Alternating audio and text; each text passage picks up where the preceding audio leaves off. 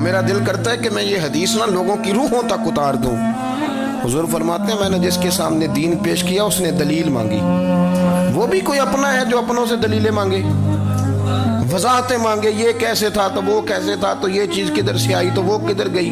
آپ اپنوں سے دلیلیں مانگ رہے ہیں، آپ اپنوں کو کٹہروں میں کھڑا کیا ہے۔ حضور یہ نہیں فرماتے کہ دلیل تھی کوئی نہیں، فرمایا جس نے مانگی میں نے دی دلیل، اور لوگ دلیل دیکھ کے مسلمان ہوئے۔ حضور فرماتے ہیں لوگوں سنو یہ میرا ابو بکر ہے، میں نے اسے کہا کلمہ پڑھ لے، اس نے دلیل ہی کوئی نہیں مانگی، فوراً ہی کلمہ پڑھ کے مسلمان۔ یہ احساس ہے، یہاں تو تھک گئے لوگ اپنوں کو دلیلیں دیتے، وہ جی ویسے کیسے تھا، تو ایک بندہ یہ کہہ رہا تھا تو دوسرا کہنے دے جو دنیا کہتی ہے، تو اپنی بات کر، تو بتا تو کیا کہتا ہے، اپنی رائے بیان کر، تیرا نظریہ کیا ہے، تیرا ذوق کیا، تو چھوڑ لوگ کیا کہتے ہیں، اپنی بات کر۔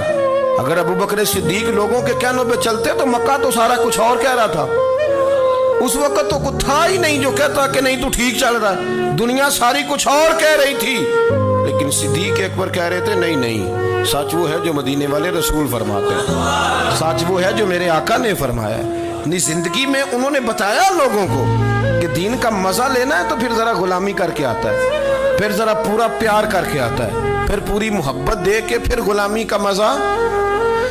حضرت اسماء بنت ابی بکر صدیق فرماتی ہیں کہ نبی پاک صلی اللہ تعالی علیہ وسلم نہ حرم شریف میں داخل ہوئے، ایام مکہ میں، مکے کے دن تھے، حضور حرم مکہ میں داخل ہوئے، کافروں نے، ابو جہل نے پہلے سے سازش کی ہوئی تھی۔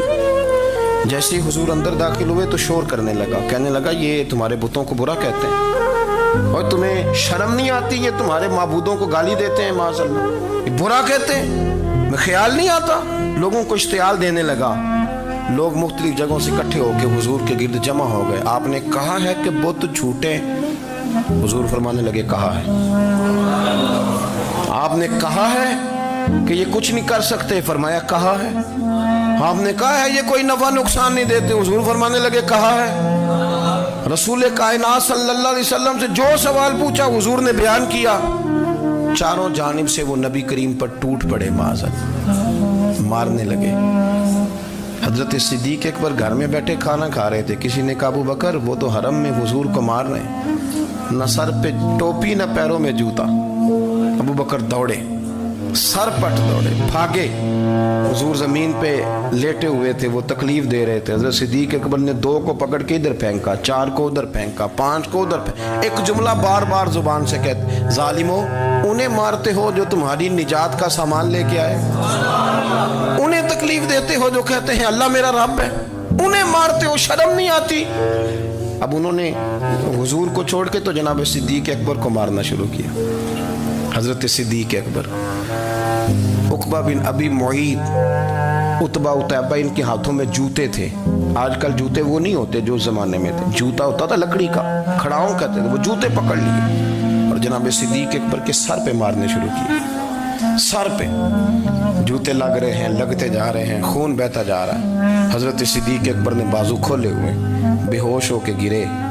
حضرت اسماء کہتی ہیں میرے والد کو لوگ گھر لائے تو سر بھی سارا لہو سے بھرا ہوا تھا، چہرہ بھی سارا لہو سے بھرا ہوا تھا۔ عشق تے اگ دوویں ایک برابر، عشق تے اگ دوویں، عشق تے اگ دوویں ایک برابر، پر عشق دا سیک ودھیرا، اگ تے ساڑے ککھ تے کانے، عشق ساڑے تن میرا، اگ دا دارو می تے پانی، کوئی دسے ہاں پلا عشق دا دارو کیڑا، سجنا اتھے کچھ نہیں بچتا جتھے عشق ہوراں دا ڈیرا۔ حضرت صدیق اکبر کو گھر لائے تو لہو لہان ہے سارا وجود، خون بہ رہا۔ جناب اسماء کہتی ہے میں نے سر پہ ہاتھ رکھا، دیکھوں کہاں کہاں میرے والد کو، میں رو رہی ہوں، میں نے سر پہ ہاتھ رکھا تو کہتی ہیں بال بھی میرے ہاتھ میں آ گئے اور سر سے چمڑی بھی اتر کے میرے ہاتھ میں آ گئی، گوشت بھی سر سے اترنے لگا، سارا سر ان کا مار مار کے انہوں نے نازک بنا دیا، نرم کر دیا۔ آپ فرماتی ہیں وہ بے ہوش تھے، ہم ان کے منہ میں دودھ ڈالتے تھے، لیکن وہ جب بھی آنکھ کھولتے تھے تو زبان پر ایک ہی لفظ تھا، ظالمو انہیں مارتے ہو جو تمہیں کہتے ہیں میں اللہ کا رسول بن کے آیا۔